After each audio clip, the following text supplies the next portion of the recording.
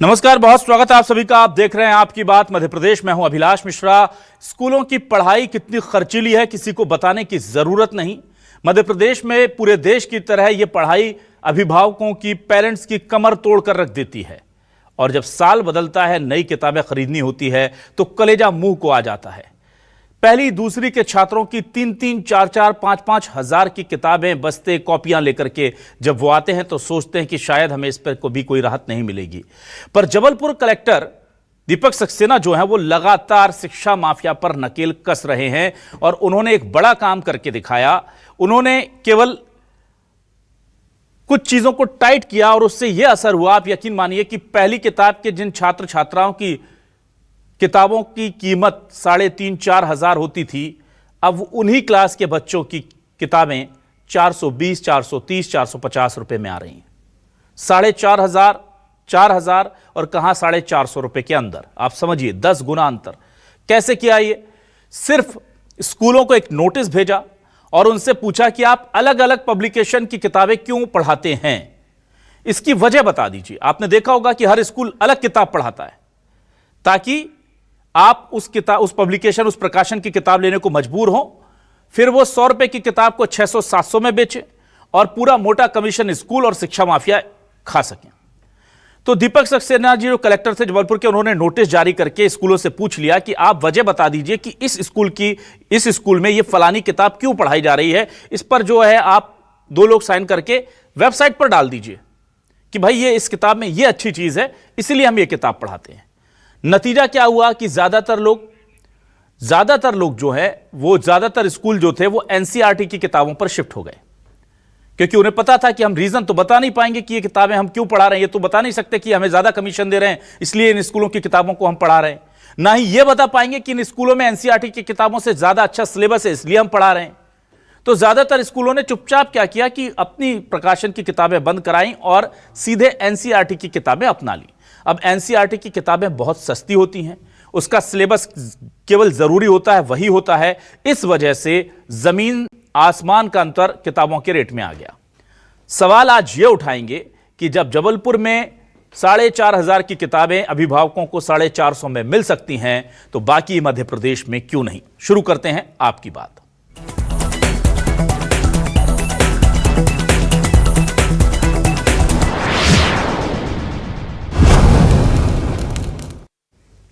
एक अच्छा अधिकारी जब चाह ले तो लोगों को कैसे राहत देता है, लोगों के लिए कितना फायदेमंद साबित हो सकता है, यह दीपक सक्सेना से सुनिए। आपको पता है दीपक सक्सेना वही कलेक्टर हैं जिन्होंने स्कूलों की बढ़ी हुई फीस पर ना सिर्फ स्कूलों पर नकेल कसी बल्कि 80 करोड़ से ज्यादा रुपए वापस करा दिए पेरेंट्स को।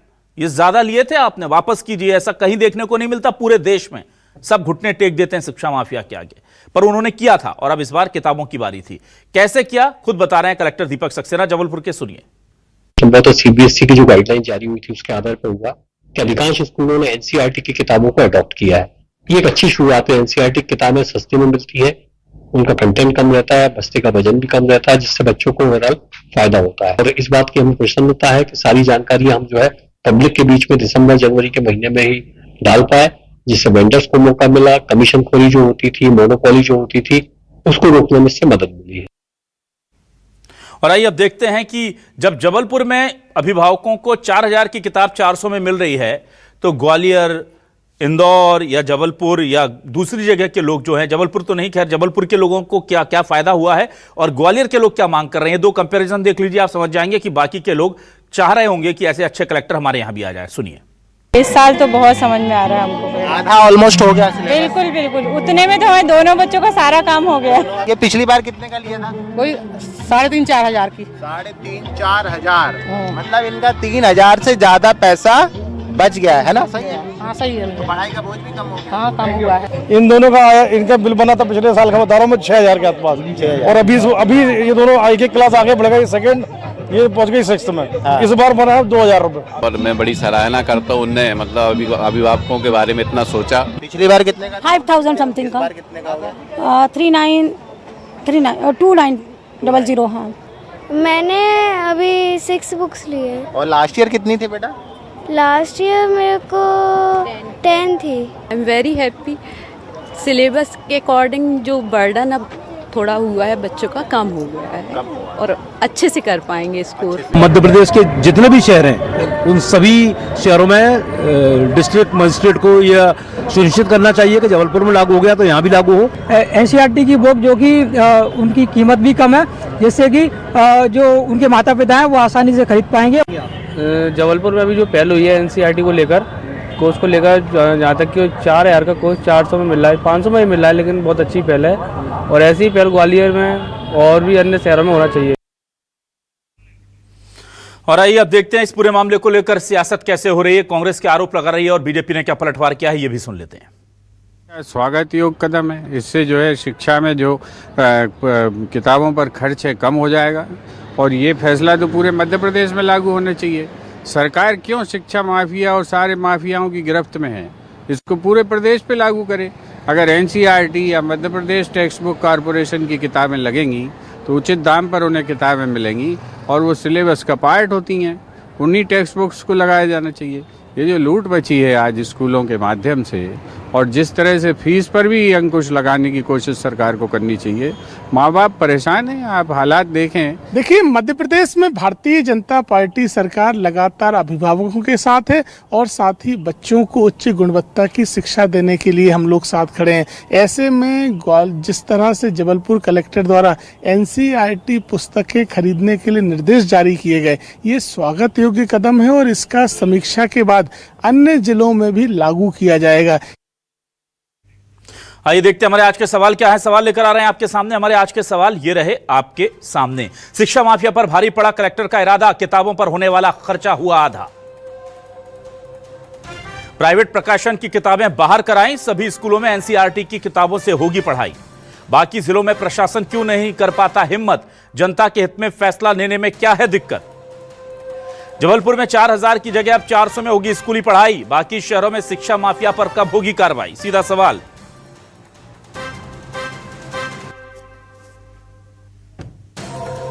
हमारे साथ कुछ खास मेहमान जुड़ेंगे।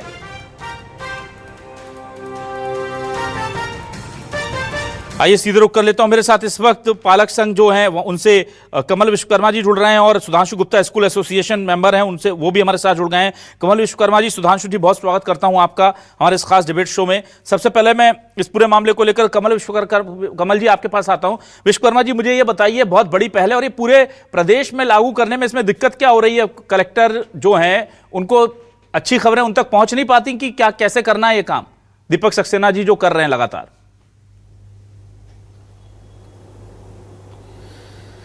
देखिए, सबसे पहले तो मैं मध्य प्रदेश के जबलपुर कलेक्टर महोदय दीपक सक्सेना जी को धन्यवाद देना चाहता हूं और आभार व्यक्त करना चाहता हूं। मध्य प्रदेश के अंदर जिस तरह से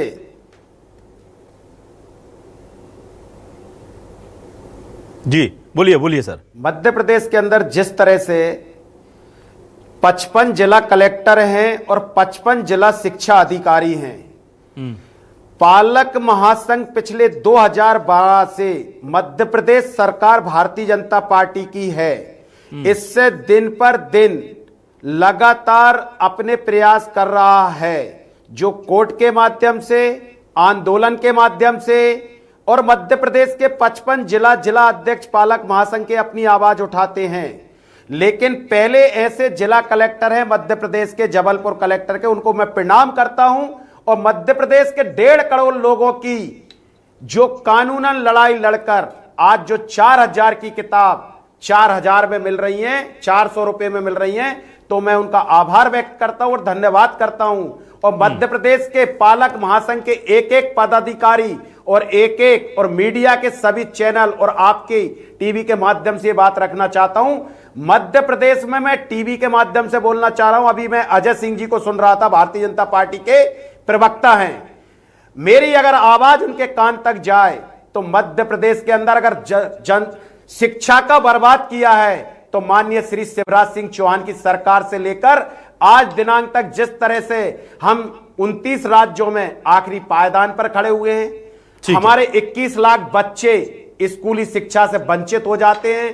इस तरह की जो प्रॉब्लम है, मैं दीपक सक्सेना जी ने जो आज काम किया, लेकिन मध्य प्रदेश के जो हमारे सम्मानीय कलेक्टर महोदय हैं, क्यों कार्रवाई नहीं कर रहे? 2017 और 18 में कानून बन चुका है। क्या मध्य प्रदेश में शिक्षा माफिया और शिक्षा मंत्री जी मिलकर दोनों या तीनों क्या अभिभावकों को लूटने के लिए कार्य कर रहे हैं?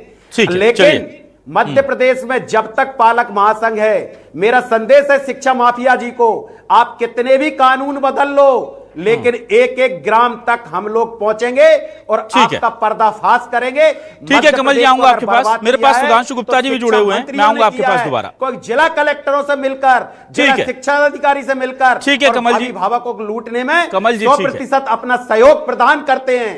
कमल जी ठीक है, मैं सुधांशु गुप्ता जी से मिल लेता हूं, जरा बात कर लेता हूं उनसे। सुधांशु जी देखिए, एक बहुत अच्छी पहल की है, वो खुद कलेक्टर साहब कह रहे हैं कि जबलपुर के ज्यादातर स्कूलों को ये मैसेज कन्वे हुआ और हमने टाइम उनको दिया और टाइमली उन्होंने रिस्पॉन्ड किया, और इस वजह से अच्छी बात है कि एनसीईआरटी किताबों की तरफ वो मुड़ गए। इसकी वजह से कंटेंट भी कम हो गया सिलेबस का और अब कीमत भी बहुत कम हो गई है। तो जबलपुर के कलेक्टर ने एक पहल की, जबलपुर के स्कूलों ने उनका साथ दिया, प्राइवेट स्कूलों ने, और वहां देखिए सारे के सारे अभिभावक कितने खुश थे। वो सब कह रहे थे हम बहुत 4000 5000 की किताब आती थी, 400-500 के अंदर हम निपट गए। तो क्या पूरे प्रदेश में व्यवस्था नहीं हो जानी चाहिए? इससे एक तो समरूपता भी आ जाएगी और जबलपुर के प्राइवेट स्कूलों को भी यहां साधुवाद देना चाहिए कि उन्होंने इस चीज को एक्सेप्ट कर लिया है। जी अभिषेक जी, मैं तो सबसे पहले दीपक सक्सेना जी का सही में उनका जो भी ये डिसीजन था स्वागत योग्य था।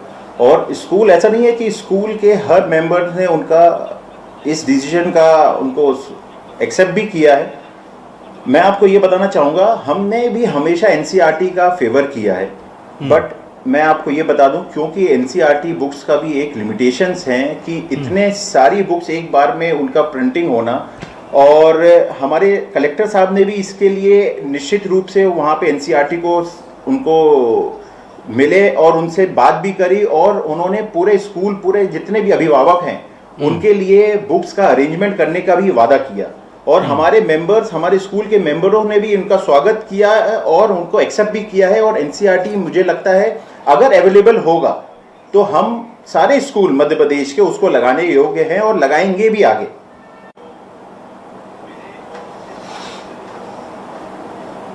कमल जी आपके पास वापस आता हूं। कमल जी देखिए, ये जो स्थिति है ये पूरे प्रदेश में लगभग ऐसी रही जब हमने देखा कि बढ़ी हुई फीस को वापस कराया गया, लेकिन यहां पर कलेक्टर ने इस तरह से चीजें बनाई हैं कि वो किसी को कहते हैं ना कि दुश्मन भी नहीं बना रहे हैं, किसी से नाराजगी भी, वो संयोजन कर रहे हैं कि सबके साथ मिलकर के हम ये काम कर ले जाएं। उन्होंने बाकायदा एक पुस्तक मेला लगा दिया, क्योंकि वो जानते थे जिस चिंता से सुधांशु गुप्ता जी कह रहे हैं कि एनसीईआरटी की किताबें इतने बड़े पैमाने पर मिलेंगी कैसे, वो पहले समझते थे इस तकलीफ को। उन्होंने एनसीईआरटी के लोगों से बात की और फिर एक पुस्तक मेला इस वक्त जबलपुर में आज की डेट में चल रहा है, और वहां जो लोग पहुंच रहे हैं उन्हें सारी किताबें मिल जा रही हैं अलग अलग तरीके से। तो क्या बेहतरीन तरीके से उन्होंने काम किया वाकई में कि उस पहले एक सॉल्यूशन निकाला, उस सॉल्यूशन को एग्जीक्यूट करने में क्या प्रॉब्लम आएंगी वो समझी, और उसके बाद उन्होंने बहुत अच्छे तरीके से उस काम को पूरा कर दिया। अब मुझे ये बताइए कि जब मुझे दिल्ली में बैठ के ये खबर पहुंच गई कि दीपक सक्सेना जी ने इतना अच्छा काम किया है, तो ये जबलपुर, भोपाल, इंदौर, जबलपुर को छोड़ दीजिए, बाकी जगह के कलेक्टर्स पूरे जो 54 जिले के हैं उन तक ये सूचना कैसे पहुंचाई जाए, उनको कैसे बताया जाए कि भैया ऐसा कर लो, या शिक्षा मंत्री जी को कैसे बताया जाए कि एक अच्छा काम हो रहा है, बाकी जगह लागू करवा दीजिए आप। एक पॉइंट और बोलना चाहूंगा, दुर्भाग्य है मध्य प्रदेश के अंदर हमारे कलेक्टर साहब ने विगत एक साल से मेहनत की है इस चीज के लिए, एक निजी एनसीईआरटी की सारी किताबें हमारे हर अभिभावकों को और कमल जी इसका ही परिणाम है कि एक साल की मेहनत की आज कमल जी आपके पास आऊंगा मैं, कमल जी आऊंगा, एक मिनट। सुधांशु जी, मैं ये सवाल कमल जी से ले रहा हूं, मैं इसके बाद आपके पास आ रहा हूं। अभी चाहूंगा, आज जो ये पुस्तक मेला लगा हुआ है, ये हमारे कलेक्टर साहब की विगत एक साल की मेहनत है, जिन्होंने ये कोऑर्डिनेशन किया एनसीईआरटी से, और आज एक साल के बाद ये पुस्तक मेला का व्यापक रूप बना है, और आज जाकर हमारे जबलपुर के सभी अभिभावकों को ये पुस्तकें मिली हैं, और पुराने पुस्तकों का भी है उसमें कि आप एक्सचेंज कर सकते हैं। बहुत ही अच्छा कार्य वो किया हुआ है। मुझे लगता है अगर ये सारे प्रदेश के सारे कलेक्टर अगर ये इस मेहनत करेंगे, मुझे लगता है कि ये हमारा स्कूल भी कभी इस बात का कभी भी हमेशा अभिभावकों के लिए हम लोगों ने भी काम किया है, और उनके लिए अगर ये सुविधा हो जाए तो हमारी पहली प्रायोरिटी है कि हम एनसीईआरटी की बुक्स लगाएं। और हमारे पास कई बार ये भी प्रेशर था कि मैं आपको ये भी बताना चाहूंगा कि इतना कंपटीशन था कि हमें कुछ एक्स्ट्रा बुक्स भी लगानी पड़ती थी, जैसे लॉजिकल रीजनिंग है, कभी राइटिंग स्किल्स को इंप्रूवमेंट करने के लिए। लेकिन एनसीईआरटी में मुझे लगता है ऐसे प्रावधान नहीं है, इसलिए मुझे लगता है कि ये जो 10 बुकों से कम होके बुक से आज 6 बुक्स में आ गए हैं।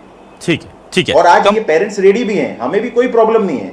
ठीक है कमल जी, मैं ये जानना चाहता हूं कि बाकी जिलों में ये कार्रवाई शुरू हो जाए, इसके लिए अब हमें क्या करना चाहिए, क्या रास्ता दिखता है आपको? देखिए, सबसे पहले तो मैं आपके टीवी के चैनल के माध्यम से बोलना चाहूँगा, मध्य प्रदेश में 1973 में एक कानून बना है जो एनसीईआरटी और एससीईआरटी की बुकें लगाना है। और मध्य प्रदेश के जितने भी आईएएस महोदय हैं और कलेक्टर महोदय हैं, उनमें से 50% तो 1973 के बाद पढ़े लिखे होंगे। उनसे मेरा करवद हाथ जोड़ के विनती है, 1973 में मध्य प्रदेश में एनसीईआरटी और एससीईआरटी की बुकों लगाना कंपलसरी है। और पालक महासंघ पिछले 12 सालों से कार्य कर रहा है। मध्य प्रदेश सरकार को और केंद्र सरकार को इतने कानूनों धाराओं के साथ में ज्ञापन दिए हैं, जिन कलेक्टर महोदयों को पालक महासंघ ज्ञापन देता है, वो कलेक्टर महोदय भी सोचते हैं कि ये वास्तव में ये पालक महासंघ मध्य प्रदेश के 1.5 से 2 करोड़ अभिभावकों के लिए कार्य करता है। जैसे कि 17 फरवरी 2024 को माननीय दीपक सक्सेना जी को भी हमने ज्ञापन दिया था और मध्य प्रदेश सरकार को भी ज्ञापन दिया था। जब उन्होंने दीपक सक्सेना जी ने पढ़ा, क्योंकि देखिए ना कहीं आज मध्य प्रदेश को नेता नहीं चलाते हैं, प्रदेश को नेता सिर्फ अपने जुमलेबाजी करते हैं और मध्य प्रदेश के जनता को इधर उधर भड़काते हैं। लेकिन आईएएस और आईपीएस ही मध्य प्रदेश को चलाते हैं। मैं उनको नमन करता हूं, प्रणाम करता हूं। जब दीपक सक्सेना जी के पास पालक महासंघ का ज्ञापन पहुंचा और उन्होंने धाराओं के साथ देखा और ये लगा, तो आज मध्य प्रदेश में 2018 से लगातार हम लोग एनसीईआरटी एससीईआरटी बुकों के लिए प्रदेश स्तर पर आंदोलन धरना प्रदर्शन कर रहे हैं। मैं उन 54 कलेक्टर महोदयों से निवेदन करना चाहता हूं आपके चैनल के माध्यम से, क्या आपने नहीं पढ़ा 1973 का एक्ट जो आज मध्य प्रदेश के 54 जिलों में अभिभावक लुट रहा है और आप शिक्षा मंत्री से मिलकर और आप कार्य नहीं कर रहे हैं और दीपक सक्सेना जी अपना कार्य कर रहे हैं। उनके लिए फिर पुनः बधाई देना चाहता हूं आपके चैनल के माध्यम से।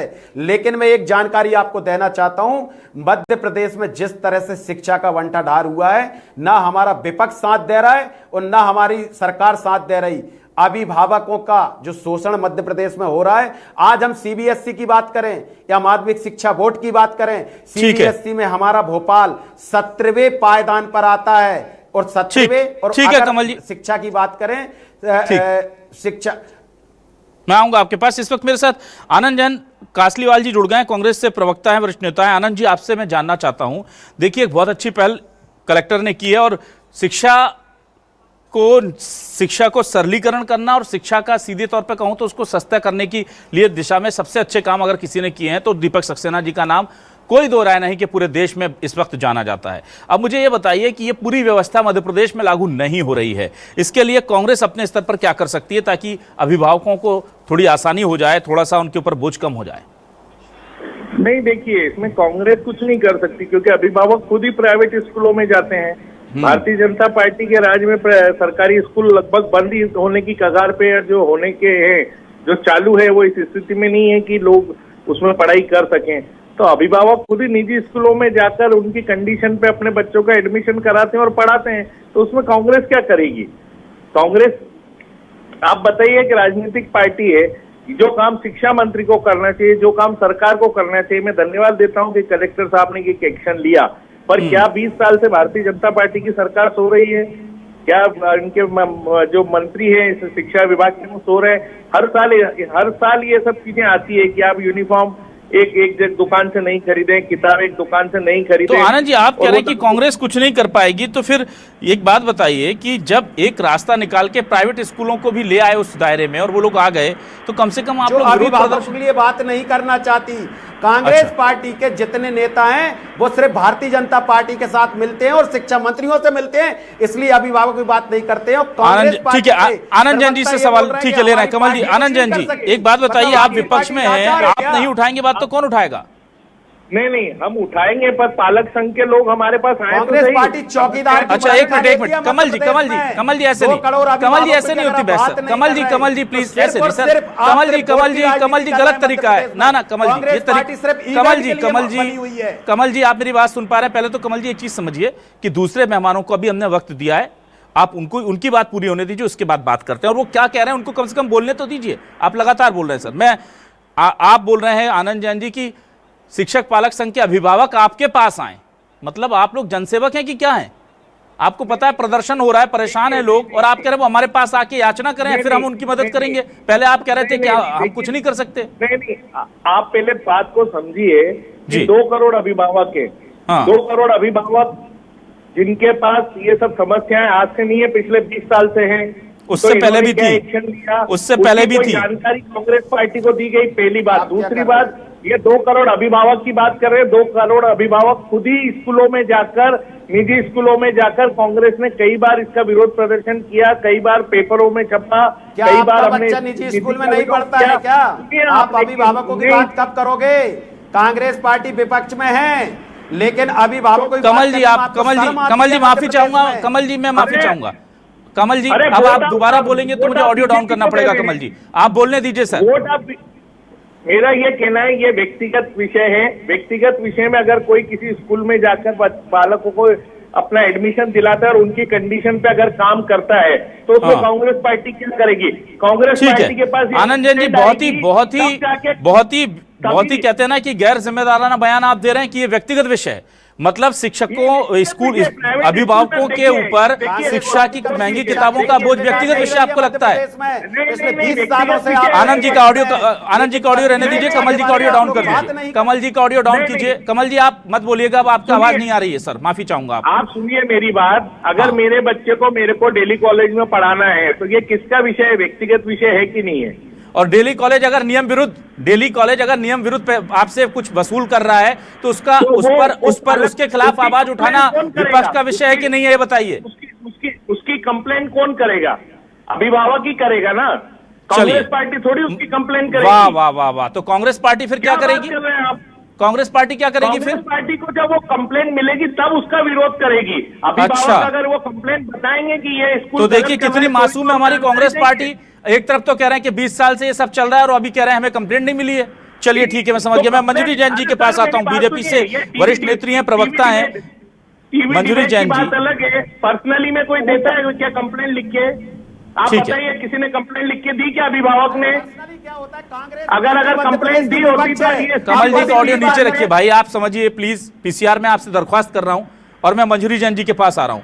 मंजूरी जैन जी से का स्वागत करता हूं। मंजूरी जैन जी, आपसे मैं ये जानना चाहता हूं, सबको पता है कि क्या चल रहा है शिक्षा के नाम पर। भाषण भले ही हम कितने दे दें, लेकिन सबको पता है, क्योंकि आपके बच्चे भी स्कूल गए हैं, हमारे बच्चे भी जाते हैं, सबके बच्चे परिवार में जाते हैं स्कूल, हमें सब पता है खेल क्या चल रहा है, क्या पीछे इसका कॉकस है, वो भी सबको पता है। लेकिन अब जब एक कलेक्टर ने राह दिखा दी है, तो बाकी कलेक्टर को बीजेपी कब बोलेगी? आप भी कहेंगे कि हमारे पास कोई शिकायत नहीं आई, हमारा काम नहीं है, जैसे कांग्रेस कह रही है। शिकायत लेके आओ, फिर देखेंगे। नहीं, देखिए, हम जिम्मेदारी के साथ काम करते हैं। मध्य प्रदेश के मुख्यमंत्री डॉक्टर मोहन यादव की सरकार शिक्षा के क्षेत्र में लगातार सुधार कर रही है, और पिछले 20 सालों से हमने सुधार किया शिक्षा के क्षेत्र में। हाल ही में मुख्यमंत्री जी ने निजी स्कूलों द्वारा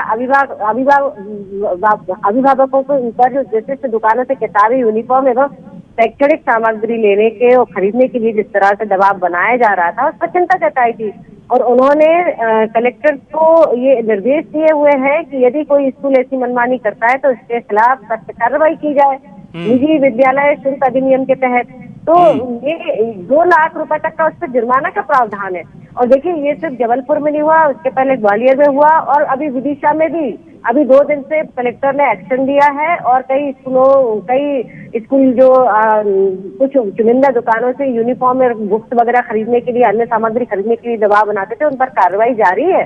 तो लगातार, क्योंकि मुख्यमंत्री जी का निर्देश है, तो लगातार कई शहरों में इस तरीके की कार्रवाइयां हो रही हैं। और जिस तरह से आनंद जी अपनी जिम्मेदारी से जो मुंह छिपाते हैं, तो वो शुरू से छिपाते रहे। 2003 के बाद से जब से भारतीय जनता पार्टी की सरकार बनी, हम लगातार शिक्षा नीति को सुधारने के लिए माननीय मोदी जी ने एनसीईआरटी। कमल जी आपकी आवाज नहीं आ रही। कमल जी आपके पास आऊंगा मैं। कमल जी अभी मंजूरी जी बोल रही हैं, आप प्लीज मत परेशान होइए, सभी को समय देना पड़ता है। कमल जी मैं माफी चाहूंगा। जी मंजूरी जी मेरा सीधा ये सवाल है, 55 जिले हैं मंजूरी जी, एक जिले में हो गया, आप कह रहे हैं एक और में हो गया, तो आप ये एक एक करके क्यों कर रहे हैं? एक शिक्षा विभाग की तरफ से या प्रशासन की तरफ से एक आदेश जाकर के इसको एग्जीक्यूशन के लिए कलेक्टरों को क्यों नहीं सीधे कह दिया जाता? मतलब मैंने आपको कहा ना वही कि माननीय मुख्यमंत्री जी ने सभी कलेक्टर को निर्देश दिए हैं। तो आप ये मानती है कि कलेक्टर मुख्यमंत्री का निर्देश भी नहीं मान रहे? भोपाल में क्यों नहीं है लागू? भोपाल में क्यों नहीं है लागू? आप बताइए मंजूरी जी, आप भोपाल में रहती हैं, आप बताइए भोपाल में क्यों नहीं है लागू? भोपाल में भी लागू होगा, सब जगह लागू होगा। कब दिया है कलेक्टर साहब को निर्देश? सीएम साहब ने कलेक्टर साहब को निर्देश, अब जितनी मेरी जानकारी है काफी वक्त हो गया है मंजूरी जी। जी बिल्कुल काफी वक्त हो गया है। जहाँ से अब आपने खुद स्वीकार कर लिया कि जब सीएम साहब के निर्देश को सीरियसली नहीं ले रहे हैं कलेक्टर, शिक्षा माफिया बढ़ा या सीएम बढ़े? मुझे बताइए, शिक्षा माफिया बढ़ा या सीएम बढ़े? देखिए सीएम बड़े हैं, सीएम ने पहले निर्देश दिए और देखिए लगातार शिक्षा का स्तर कल से न्यूज 24 ये मुहिम चलाएगा मंजूरी जी मैं स्पष्ट कर रहा हूं, हम सारे कलेक्टर से पूछेंगे, न्यूज 24 अपनी जिम्मेदारी निभाएगा कि आप कब लागू करेंगे कलेक्टर साहब सीएम साहब के निर्देश को, 1973 के कानून को, जबलपुर वाली व्यवस्था को। हम सबकी जिम्मेदारी का हम भी जागरूक हो। सरकार हम तो जागरूक हैं, इसीलिए सवाल उठा रहे हैं। तो आप ये चाह रहे हैं कि हम क्या करें, बच्चों के नाम कटवा दें प्राइवेट स्कूलों से? नहीं मैंने ये कब कहा आपसे? मैं ये कहती हूँ कि पालकों को जहाँ पढ़ाना अपने बच्चे को पढ़ाए, लेकिन सरकारी स्कूलों का ये जो मजबूरी का फायदा आप लोग उठा रहे हैं ना मंजूरी जी, यही सुनना चाह रहा था कि जहाँ पढ़ाना है पढ़ाइए। हम तो नहीं करेंगे ये व्यवस्था परिवर्तन, ये व्यवस्था परिवर्तन हम नहीं करेंगे, जहाँ पढ़ाना है पढ़ाइए। चलिए मैं जल्दी से आ जाता हूं सुधांशु गुप्ता जी आपके पास। सुधांशु जी, कांग्रेस कह रही है कि भाई हमारे पास आओ शिकायत लेकर, हमको क्या पड़ी, हम किसी की व्यक्तिगत मामलों में देखें। और मंजूरी जी कह रही है कि जिसको जहां पढ़ाना है पढ़ाओ। तो ऐसे में क्या होगा बताइए सुधांशु जी। अभिलाष जी मैं आपसे ये कहना चाहूंगा, अभिलाष जी मैं ये कहना चाहूंगा, देखिए ये प्रैक्टिकली में आज अगर आप देखें ये थोड़ा पॉसिबल नहीं है, ये ग्रेजुअली धीरे धीरे आएगा एनसीईआरटी का सारे हर एक अगर आप देखेंगे डिस्ट्रिक्ट में, क्योंकि इतनी अगर जितने बच्चे हैं उतनी एनसीईआरटी का प्रोडक्शन ही नहीं है। मैं आप इसको थोड़ा समझिएगा। आप मध्य प्रदेश की बात कर रहे हैं, आप दूसरे स्टेट में देखिए इतना ज्यादा कंपटीशन है आने वाले समय में। आप देखिए कहीं ना कहीं हमें ग्रेजुअली हमें ये भी देखना है कि आप 4000 की 400 रुपए की लगा रहे हैं, लेकिन हमें बाकी स्टेट्स और बाकी बच्चों से भी कंपटीशन देखना पड़ेगा। और अगर सरकार नॉट ओनली स्टेट में, मैं तो बोलता हूँ ये इंडिया लेवल में करे ना। आप ऐसा नहीं होना चाहिए कि मध्य प्रदेश का बच्चा सिर्फ छोटी सी 4-5 बुक्स पढ़े, आप पेरेंट्स खुश हो जाएं और बाकी स्टेट के बच्चे आपने देखा होगा बड़े बड़े कॉम्पिटिटर्स अभी कंपटीशन की तैयारी करते हैं, आर डी शर्मा पढ़ते हैं, ऐसा एस शांत पढ़ते हैं। मेरा ये कहना है कि मेरा कहीं मध्य प्रदेश के बच्चे कहीं बाकी स्टेट के बच्चों से पीछे ना हो जाए, ये भी हमको अच्छी बात कही आप सुधांशु, और एक संतुलन बनाना पड़ेगा। देखिए मैं आपका मर्म समझ गया, उस सवाल पर मैं आता नहीं मैं आपका मर्म समझ गया कि क्योंकि बाकी जगह कॉम्पिटिटिव एग्जाम हो रहे हैं, वहाँ लॉजिक्स की किताब पढ़ाई जा रही है, रीजनिंग की पढ़ाई जा रही है, और हम एनसीईआरटी की किताबों को लेकर के अगर बैठे रहेंगे तो हमारे बच्चों की नींव तो कमजोर नहीं हो जाएगी। ये बात बिल्कुल मैं समझ गया, लेकिन इसके लिए हम ये व्यवस्था परिवर्तन की कहीं ना कहीं तो शुरुआत करनी होगी। और दूसरा ये है कि एक कमेटी बना करके एनसीईआरटी के अलावा कौन सी सबसे अच्छी बुक्स हैं वो एनसीईआरटी को दरख्वास्त कर दी जाए कि ये किताबें आप हमें उपलब्ध कराइए, ये सिलेबस, ये भी हो सकता है। एग्जैक्टली अभिलाष जी, मैं चाहता हूं एनसीईआरटी की भी बुक्स में वो सारी चीजें हो जो प्राइवेट पब्लिकेशन देता हो, और वो मध्य प्रदेश में क्यों पूरे ऑल ओवर इंडिया लेवल में उसको अप्लाई होना चाहिए। ठीक है, कमल विश्वकर्मा जी आपके पास आ रहा हूं मैं।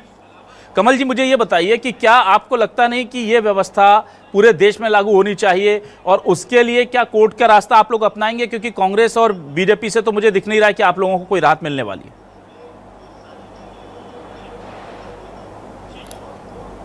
अविनाश जी, मैं आपको एक जानकारी देना चाहता हूं। मध्य प्रदेश में 100% पहली से लेकर 12वीं तक एनसीईआरटी की बुकें चलाना है। अभी आपके टीवी के माध्यम से कांग्रेस को भी सुना और बीजेपी भी सुना। ये एक सांपनाथ है और एक नागनाथ है। ये शिक्षा के क्षेत्र में ये दोनों ही मध्य प्रदेश के बच्चों को शिक्षा नहीं देना चाहते। अभी मंजली जी ने बोला, आप एक बात सुनिए, मंजली जी ने कहा हमारे माननीय मुख्यमंत्री जी ने आदेश दिया था। मैं मंजली जी से बोलना चाहता हूं, माननीय मुख्यमंत्री जी ने पिछले फरवरी में कहा था कि मध्य प्रदेश के समस्त 468 स्कूलों को लेखा जोखा प्रस्तुत करना है और 8 जून पहले आपने दी, 15 दिन आपने बढ़ाए। आज दिनांक तक 20,000 स्कूल मध्य प्रदेश के सीबीएसई के निजी स्कूलों ने, जिसमें शिक्षा मंत्री जी का स्कूल भी आता है मध्य प्रदेश के, माननीय उदय प्रताप सिंह राय जी का, आज दिनांक तक उन्होंने लेखा जोखा प्रस्तुत नहीं किया है। तो मध्य प्रदेश के माननीय मुख्यमंत्री महोदय के वक्तव्य और बयान का ना आईएएस पालन कर रहे और ना उनके शिक्षा मंत्री जी कर रहे हैं। सिर्फ भारतीय जनता पार्टी की जो, चलिए बस मैं जल्दी से मंजूरी जैन जी से अंतिम सवाल लेता हूं, फिर आनंद जैन जी मेरे साथ जुड़े हुए हैं, क्या मुझे बताइए जरा प्लीज यार। आनंद जैन जी आप सुन पा रहे हैं? जी आनंद जैन जी, देखिए ये चूंकि अब तो डबल इंजन ट्रिपल इंजन की सरकार बोलते हैं, तो केंद्रीय स्तर पर भी कांग्रेस को यह मुद्दा उठाना चाहिए सर कि भाई केंद्र से लागू कर दो ना, प्राइवेट स्कूलों में अलग अलग चीजें क्यों पढ़ाई जा रही हैं? एमपी में अलग पढ़ा बच्चा। 1973 में यह कानून जब लागू हो गया तब तो सरकार कांग्रेस की थी, तो कांग्रेस ने तो इसको लागू किया था, पर जब से बीजेपी की सरकार है, शिक्षा माफियाओं के इन्होंने बेच दिया। फीसें महंगी हो गई, यूनिफॉर्म महंगी हो गई, जूते महंगे हो गए, कुछ फिक्स कॉन्ट्रैक्ट दुकानदारों को देने लगे, तो ये व्यवस्था किस समय में लागू हुई है मुझे पता है, लेकिन मैं ये जानना चाहता हूँ क्या अभी आप केंद्रीय स्तर पर मांग करेंगे फिर से? सरकारी स्कूल जो बंद हुए हैं उसकी जवाबदारी किसकी है? 500 स्कूल बंद है। मैं कुछ और सब्जेक्ट पे बात कर रहा हूँ आपको। चलिए मैं मंजूरी जैन जी लास्ट टाइम आ रहा हूँ, मंजूरी जैन जी आपके पास आ रहा हूँ। मंजूरी जैन जी आप मुझे ये बताइए, डबल इंजन की सरकार फिर क्यों है? महंगाई की मार, कब मिलेगी हमें सस्ती किताब? क्या केंद्र से निर्णय नहीं हो सकता वन नेशन वन इलेक्शन? तो फिर मेरे बच्चों के लिए वन नेशन और वन एजुकेशन क्यों नहीं? क्यों कोई बहुत अच्छा पढ़े महंगा वाला, कोई पढ़े सस्ता वाला? एससीईआरटी जो मध्य प्रदेश पाठ्य पुस्तक की निगम में हम पढ़ें काखा गाघा, और हम एनसीईआरटी की किताब में कुछ और पढ़ें और किसी प्राइवेट पब्लिकेशन में कुछ और पढ़ें? ये भेदभाव तो आप ही कर रहे हैं। सबका साथ सबका विकास कहां हो रहा है मंजूरी जी? नहीं देखिए ना, राष्ट्रीय शिक्षा नीति के तहत सारे जिले एक जैसा और एनसीईआरटी क्या केंद्र से ये लागू नहीं होना चाहिए कि सारे स्कूलों में एनसीईआरटी की किताबें पढ़ाई जाएं? केंद्र से ही तो लागू है अविनाश जी। तो फिर मध्य प्रदेश में लागू क्यों नहीं है? मतलब कलेक्टर नहीं सुन रहे सीएम साहब की, और सीएम साहब नहीं सुन रहे केंद्र के कानून की। ये चल क्या रहा है प्रदेश में? देखिए, सीएम साहब का जब आदेश है जब तो ये सब कार्रवाई हो रही है अविनाश जी। इससे पहले आप बता दीजिए 2003 के पहले स्कूलों की क्या स्थिति थी? 60,000 टूटी फूटी बिल्डिंग। कमल जी आपको, चलिए ठीक है, आप क्या अधिक बिल्डिंगें बन गई। चलिए मैं देखता हूं 55 जिले आपके पास हैं, केंद्र का कानून है। मंजूरी जी ने अभी बताया हमको 1973 में कानून मध्य प्रदेश में बना हुआ है, ये हमको बताया कमल जी ने। और वो सीएम साहब ने लेटर लिख करके सबको कहा है ये करने को, ये भी पता है, लेकिन फिर भी अभी तक केवल एक जिले में लागू हुआ है। ये सच्चाई है। अब देखते हैं धीरे धीरे कब तक ये चलेगी बयार। बहुत शुक्रिया आनंद जैन जी, मंजूरी जैन जी, हमारे साथ कमल विश्वकर्मा जी जुड़े, उनका स्वागत। सुधांशु गुप्ता जी आपका बहुत शुक्रिया, सभी का शुक्रिया मैं करूंगा। और अपने दर्शकों से बस इतना ही कहूंगा कि ये लड़ाई आप लोगों की है, आपको भी मुखर होकर के आगे आना चाहिए। वो जिले जहां पर ऐसी व्यवस्था लागू नहीं है उन्हें अपने कलेक्टर से पूछना चाहिए कि आपको क्या तकलीफ है शिक्षा माफिया का साथ छोड़ने में। बहुत बहुत शुक्रिया दर्शकों का, नमस्कार।